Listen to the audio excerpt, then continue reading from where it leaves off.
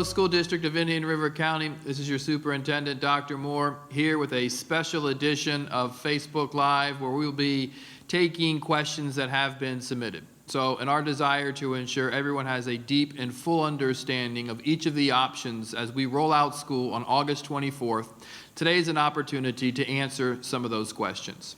The process will be as follows. Our Public Information Officer, Ms. Maddux, will facilitate a conversation between myself as well as Kelly Baysura, and we will answer your questions as they have been submitted. So with that, I'll turn it over to Ms. Maddux, and we will have a wonderful conversation and answer your questions. Thank you, Dr. Moore, and thank you to everyone who submitted questions to social media at indianriverschools.org. As promised, we are following up with a second question and answer session to get through the rest of these questions that have been asked of us. So we are going to start out with Mrs. Baysura. Some questions about option 3, our transitional instruction model. Mrs. Baysura, for the option 3 model, will the hours be the same as the brick and mortar day? The option 3 model is meant to mirror the school day as much as possible. That is how we began to call it the transitional model, so that it will help students stay on pace and stay scheduled. So when they do transition back to school, that transition is smooth and that they will be able to fall right in line with their peer groups. And when the student is using that model at home, are there any other programs besides Canvas and Focus that they need to be aware of on their computer to use that model? They may also be invited to Microsoft Teams meetings from time to time. That's a really good communication tool for our students and our teachers, and also for our families as well. So that would be the other one. Everything else that they would use would be in their Canvas page and on ClassLink. And I would imagine if there's anything in addition that their classroom teacher would let them know what they needed to be on the lookout for. Exactly. In fact, we have some orientations happening currently, and there is also a student materials pickup that's occurring currently for students in transition, the transition model, that might need a workbook that goes along with their course. So that's happening as we speak. Great. Now, will these students, will they see their teachers live, and will their teachers be able to see them? Yes, they will have opportunities where they see their teachers live. They will also have opportunities where they will be able to review a recording of a lesson. So it will be both. And yes, the teachers will be able to see them as well. And will the students in that class be able to interact with each other? Will there be just a one-to-one, or will the entire class be on together and be able to interact? So we're taking we're being extremely cautious in this way. We want to make sure that we are maintaining the privacy of our students in their home and honoring that as well, and honoring the safety precautions that we all as parents and families and school officials want to maintain for our students. So there will be potentially opportunities where the teacher will pull students into a small group, but we have some capacity within Microsoft Teams and Canvas where we can blur the backgrounds, but otherwise it will not be large group, everybody seeing everybody like we are becoming quite familiar with. Right, and that brings me to another question that I'll address if you don't mind. We had a question come in about Zoom and why are we not using Zoom as a platform for these meetings? And we found that when schools started using Zoom, when companies started using Zoom in March, when everything closed, that there were a lot of hacking issues with Zoom. Right. And it was affecting our students' privacy or anyone's privacy because anyone could join into these meetings, and it was a risk for everyone. So although it's a larger platform as far as who you can see on it, you can have more individual pictures and interact that way, Teams is much safer for our students. So we're pretty confident with that. Correct. Very confident with that program. Yes, the decisions around this were deliberate in terms of our students' safety and privacy first. Exactly. So how will assignments be assigned and turned in? Will it be the same as the end of this past school year with the instructional provision plan? So in some ways it'll be the same, and in some ways we learned a great deal from then till now. Our students will be using Canvas, and Canvas has an extremely adaptable, many opportunities to use. There is Canvas conferencing, Canvas whiteboard. You can upload your assignments and your recordings into Canvas as well. So One of the great things about our orientations happening a few days earlier than they normally would in a normal school year is that it's giving us an opportunity to over-communicate with our families. So every individual teacher may have a slightly unique twist to that or way that they'll want the students to upload those assignments, but the majority of our teachers are using Canvas to generate the assignment and upload the assignment. Right, and as we stated in the last question and answer session, it's really important to, meet the teacher and then let the teacher establish the procedures and the rules, just as they would in a brick and mortar model classroom. It'll be the same in a virtual classroom. The teacher will explain and kind of customize that experience for their class. Correct. Moving on to quizzes and tests. Now, how will they be administered? How will they be graded? And which tests do students need to come back to brick and mortar to take the test? So because this is the transitional model and it is one that is built to mirror the typical school day of our students who are in the brick and mortar setting, the students will still be expected to participate in quizzes and tests.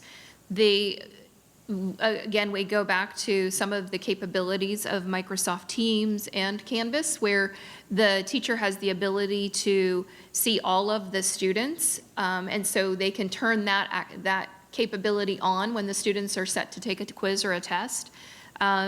We also have we've worked out and talked about some situations where with our diagnostic tests, iReady, for example, our kindergarten through 8th grade students will be invited back to the campus to take those. We want a really good measure of what those students' ability levels are at this point in time. That ability to measure where they are now will help us just be better in planning the course of this school year.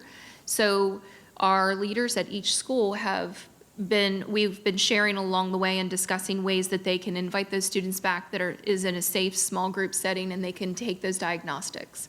So that's one of the ways that we are helping mitigate that. Great. Now, I know the goal with the transitional model is for students to transition back to brick and mortar. So when they make that decision, how soon into this first 9 weeks will they have to notify the schools that they will be returning to campus? So the transitional model was unfolded where it was for the first quarter only to start with, and I think as a district and Dr. Moore, in conjunction with the health department and other officials, will determine, does the transitional model move beyond the first 9 weeks? So we would be into it for a couple of weeks before we get to that point for sure, and I think that we'll just have to backwards design that timeline. But it wouldn't be the day before they show back up to school. Right, because the teachers obviously do need notice if you're returning to campus. We have more students coming back and preparations that need to be made. And we're going to, want to know if we're in a post-COVID world by that point, and what is the status of our health? Right, exactly. Will the middle school students have live teacher instruction, or will it be on your own assignments? So the transitional model, again, is built around live interaction, which will include, live teacher instruction and some level of recordings from time to time. And they will follow the traditional bell schedule. And that's extremely important in the secondary schools because some of our teachers will be teaching in a brick and mortar setting, and then maybe for their first period class and for their second period class, they are teaching a transitional model. So the timing of that transitional schedule is extremely important. But yes, they will have both live teacher and recording opportunities. Right, and that brings us to this next question about the time spent, a little more detailed into that schedule, the time spent on the computer each day. Will they be in class during the entire school day? Will they have to sit on the computer for the entire day? Or will there be times where the teacher's perhaps teaching another course? So that could look a little different between elementary and secondary. In elementary, I imagine a third grade teacher starting her day with her attendance and his or her attendance and maybe a whole group lesson. Let's say it's in ELA. They may start a whole group lesson where they're doing live instruction and the students are watching that feed. And then they may break the students up into groups so that certain groups will go off and do a task, and they can log off the computer to go do that and then log back in when they're coming back to the group for the next content area. So I think the elementary schedule is a little more controlled by the teacher and the teacher's schedule. The secondary schedule is very much controlled by the bell schedule, simply because of what I just mentioned, where my first period class might be a math class and my second period class might be an English composition class. Those are two different teachers that also have two different schedules. So that is a tighter bell-to-bell schedule. Okay, and how will the accommodations be met for those students with an IEP or a 504 in the transitional model? Right, we have a great student services department, and they've been currently working through all of the students who are in the virtual and the transitional model. And I know that they are developing some structures and frameworks around the staff to support those students. And we have been in communication around the platform and how our teachers on record are also working in conjunction in concert with our ESE and ESOL supports. Okay, and there's another question here that I would like to share some information about. The students who are typically on free and reduced lunch, will there be an option for those transitional students? Yes. Our virtual students who are on free and reduced lunch, there will be a pickup time at each school where you can come every day to pick up a brown bag lunch. Our mobile cafes will not be out at that time, but we will be putting out information this week as far as each school schedule and the procedures for picking up a lunch during the day. And another question about some of the health and safety training that will be done to catch students up who are returning to the brick and mortar model. And the good news is that you don't have to wait to be brought up to speed, because those trainings are currently on our website. If you go to our reopening plan page, there's a special tab that has our health and safety informational modules, and our own SDIRC health assistants are in there taking you through different CDC guidelines for proper hand washing, proper wearing and removal of masks, and so on. So you can watch those with your student at home today if you want. So when they do return to brick and mortar, they are all set and ready to go and know how to be healthy and safe on campus. So moving right along, students who chose option 2 and 3, the parent noticed that they were not offered the same classes when they chose option 3. Why is that? So when we create schedules and work with our schools to create those master schedules, a schedule is developed and built, courses are developed and built around the numbers and the needs. And if we have a higher number of students to fill a schedule in the brick and mortar setting, we may not have, especially when we get into those specialized areas, we may not have a teacher on record that can also then transition into this transitional model or even virtual model for that matter. So it's really a balancing of the numbers. And in some cases, we might only have 2 or 3 students who'd requested a specific class that are in the transitional model. That's even under conditions without COVID, that wouldn't be a possibility to staff a class like that. So it really boils down to a numbers game. So when those students do return, if there are certain electives that they couldn't take in 3, that they can take in brick and mortar, how will that adjustment be made when they return? And I would say every one of those situations are case by case, and to communicate with the guidance counselors at the school and the school administrators. I know that our guidance counselors at the high schools and middle schools and our admin at those schools as well have been making, they've been really giving a lot of care and effort to make sure that students get what they want and what they need. And if it is possible, they make it happen. So I would say that that would be the first point of contact in terms of the schedule when they return. Okay. And will the students who are in middle school or high school that normally would receive extra tutoring, math, that was what I received extra tutoring in, so that's the first thing that came to my head. But will that be available virtually? That's a great question, and I think that really goes along with some of the same questions around additional work for IEPs and for our ESOL supports. I think that we are working out the staffing and the schedule and the student needs at the same time. So where there's a need, we're going to find a way to meet it. And this next question is about what is the plan to make sure our children will have access to all resources, although they chose distance learning? And I can start off with saying that so much of the supplemental resources are available online on that Canvas platform. Right. And if you go online now, we have an instructional video up that shows you kind of step by step how to install Canvas if you don't have it on a new laptop maybe, and then how to log in, where all those resources are located. Is there anything in addition to that that you can think of that a student might need when learning in the transitional model? The only things they might need might be, I think I just talked to a middle school earlier today, and some of their students in the transitional model, they might need an algebra workbook or a Spanish workbook. It's very specialized, and that has been communicated with those students. And if it hasn't been, the schools can definitely help you with that and answer those questions.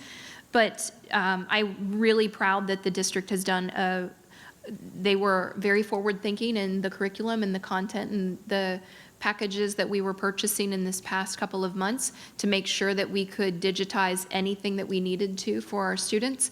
So just about all of our curriculum is digital as well as paper-based, and we've even added some additional digital components in. For example, Myon was purchased so that our students would have access to over 6,000 digital books. We may not have these students have the ability to go to the library to get books. So this is a really great way to support that. So we've been forward thinking, and I'm really thankful for that. And the last question, under option 3, would a student who has chosen option 3 be allowed to study and learn at the advanced placement honors level? If not, why? Yes. Well, the answer is yes in most cases. It depends on, again, this goes back to that very specialized coursework. If we are able to schedule a teacher where they can either do both models or have the numbers to identify a teacher to take over that model. It really is dependent on the number of students who are requesting that course and the number of teachers we have that are eligible to teach that course. Our IB and our advanced placement courses require certification in those content areas to teach those courses. So it's definitely puzzling everyone together in a way that fits the best that we can. Okay, well, thank you, Mrs. Baysura, and we're going to take a quick break, and we'll be right back with Dr. Moore to address some of your questions. SDIRC families, introducing our new virtual instruction platform for our transitional instruction model. To begin, go to www.indianriverschools.org. Click on Class Link on the upper right-hand corner. Enter your username and password. Make sure you use the same username and password you use at school. If this is the first time you are using Canvas at home, you will be asked to install a Canvas extension. Click Install, then click Add to Chrome, then Add Extension. Once this blue cloud appears in the upper right-hand corner, the extension is installed. Click Canvas again, and it will open on your screen. Once Canvas opens, your dashboard will appear. On your student's dashboard, you will see a course card for each class. Once you click on your class, you can find your weekly schedule and assignments. Your student's teacher will control the material that is added and removed from these pages, customizing the virtual experience for their class. Students will be able to communicate with their teacher through Canvas. Instructional materials and direct links to additional resources in our district website can be found on ClassLink. Digital parent and student resources, including information about Canvas, Focus, ClassLink, and more, can be found by going to our district website, www.indianriverschools.org. Click on Students and Families, then click the icon for Digital Resources. Until we see you back on campus, we trust that this virtual instructional model will provide an efficient and stress-free way for our students to continue their education from home. SDIRC, Stronger Together.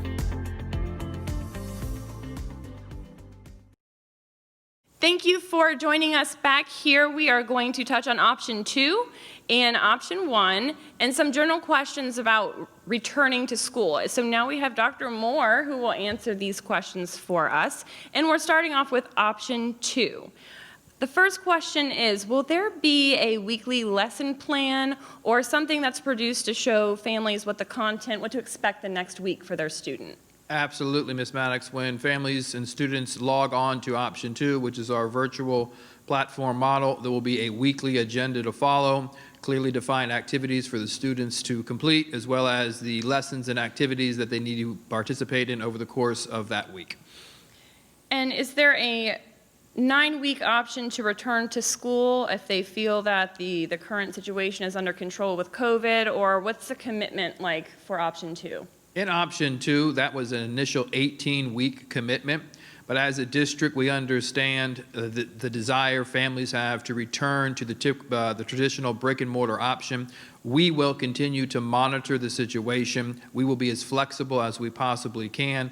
We will be upfront and informative as early as we possibly can, both with an option 3 and 2 and possible opportunities to return to school. But just to reiterate, option 3, which is the transitional model, was a 9-week commitment, and option 2, which is the virtual model, was an 18-week commitment. And will there be live streaming with option 2? In option 2, there's a multitude of activities, instructional activities that would include videos to watch, direct lessons being provided by instructors through that particular platform. Great. And would you just clarify the difference between option 2 and option 3 as far as the pace of the instructional day? Option 2 is a at your own pace option. So you have the opportunity of logging on in the afternoon, in the evenings. You pull the content and watch it at your leisure. Option 3 follows the confines of a bell schedule. So it mirrors the bell schedule at your son or daughter's school.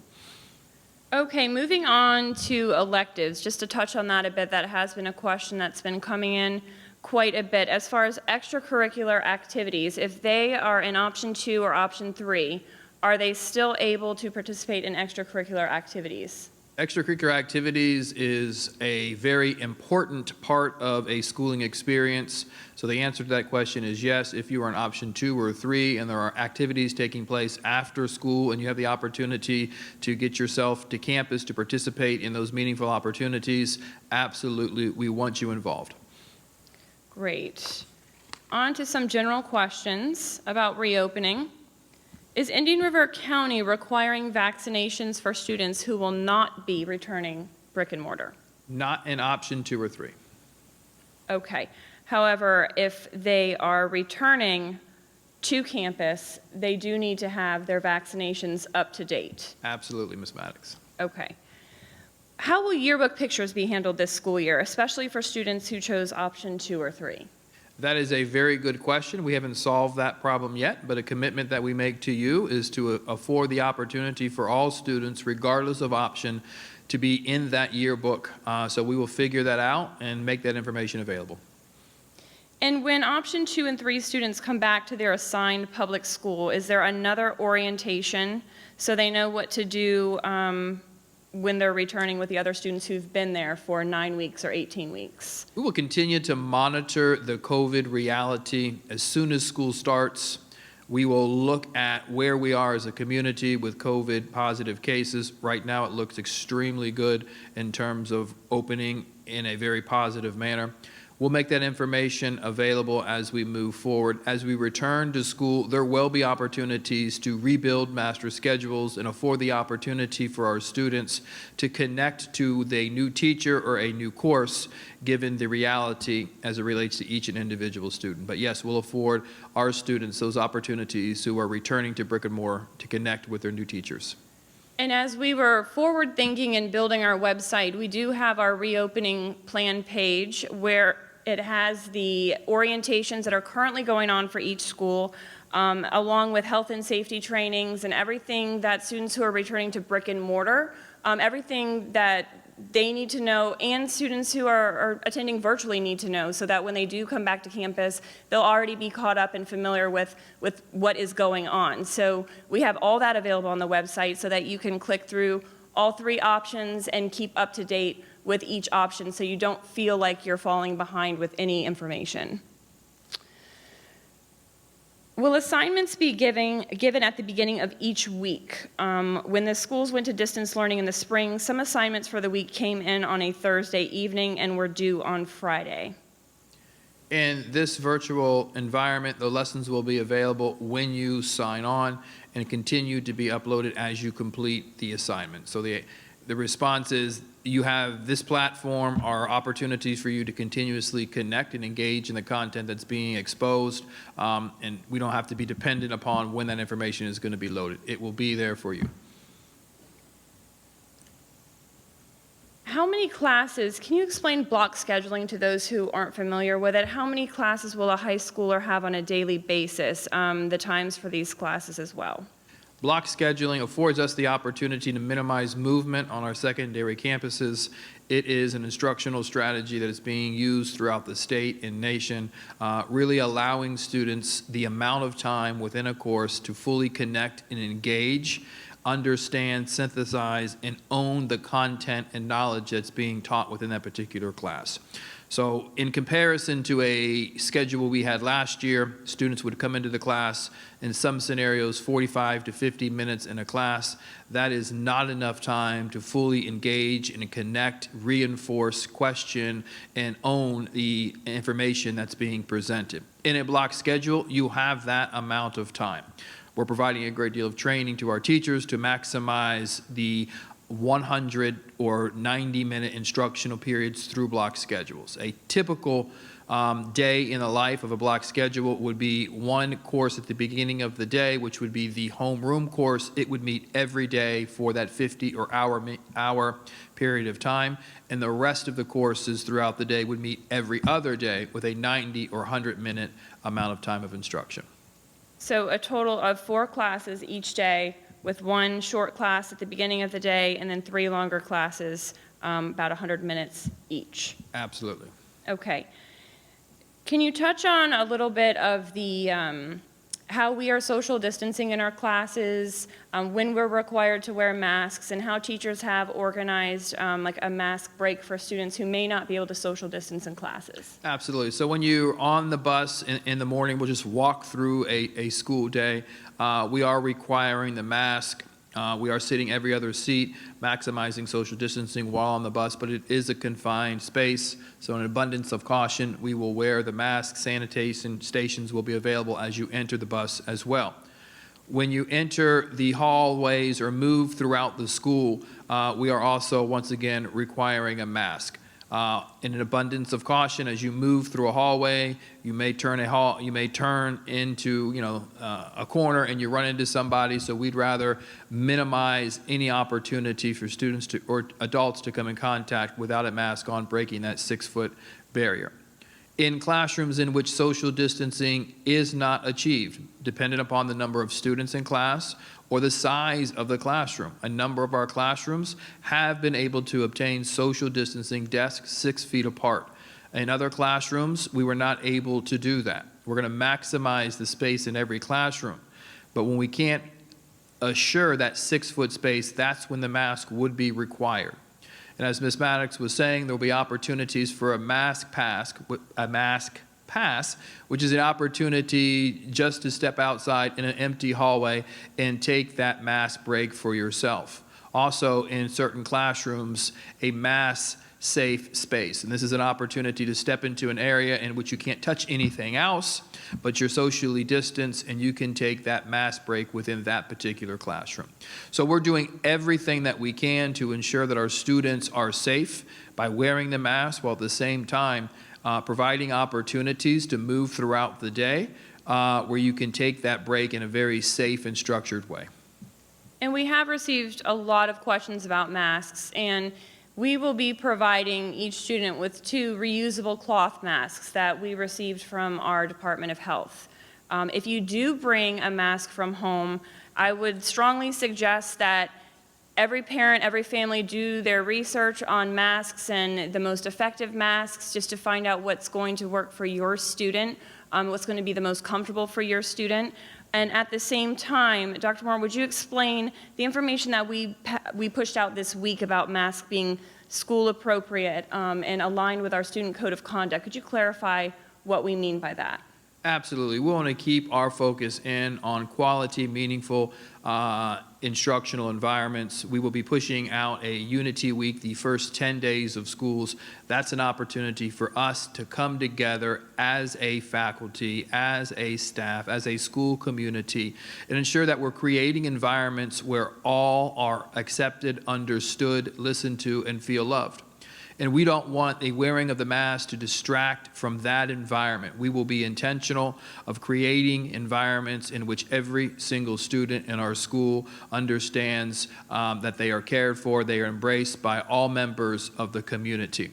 And we don't want a mask to stand in that particular way, so I would encourage everyone to review the code of conduct. Anything that would impede any other person's sense of belonging or feeling are things that we just don't want to do, because we collectively want an environment where all students feel embraced and welcomed.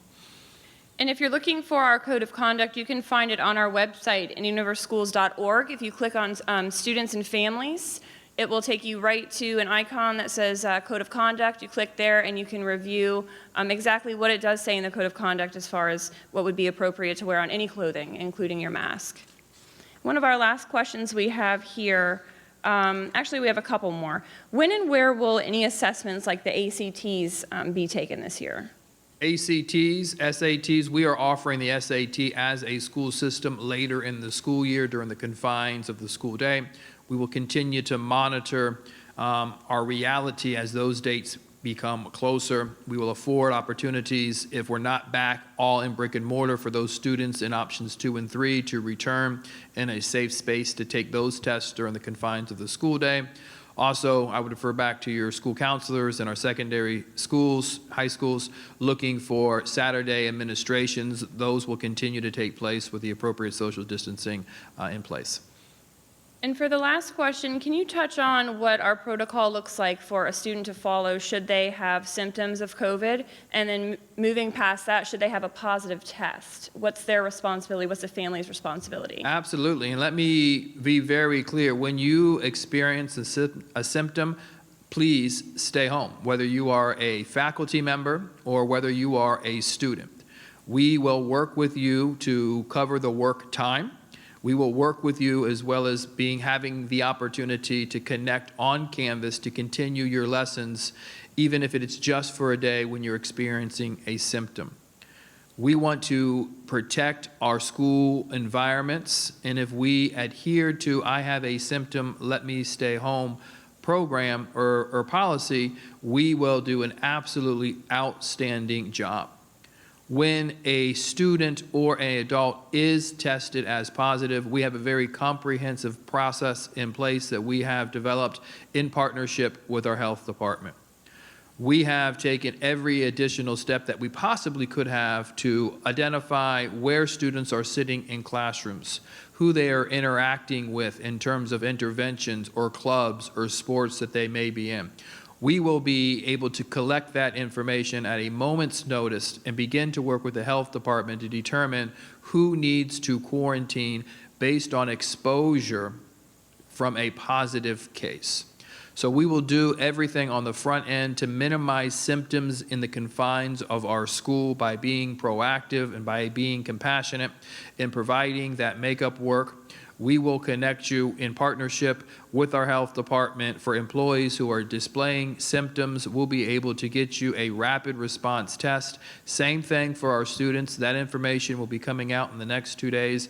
If you are experiencing symptoms, we've established partnerships with our health department and local hospitals to get a quick response test for you, so we could move quickly to get you the assistance and support that you need to get you back into the educational environment that is right for you.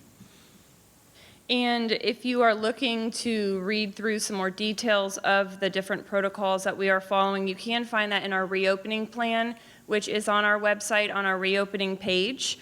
And our district and our schools, we have assembled COVID response teams to make sure that each case is kept confidential and that we're taking the right steps to ensure the health and safety of everyone. So we thank you so much for joining us for this question and answer session. We will be having one more Facebook Live with Dr. Moore before school starts to wish us all well for the weekend before we welcome everyone back. Absolutely. Dr. Moore will be out at the bus depot welcoming all the bus drivers on Monday as they go out to pick up all of our students. And we are so excited to have everyone back. So we will be pushing out the information as far as the time for that Facebook Live on Friday. And thank you for joining us, and we hope you have a great day.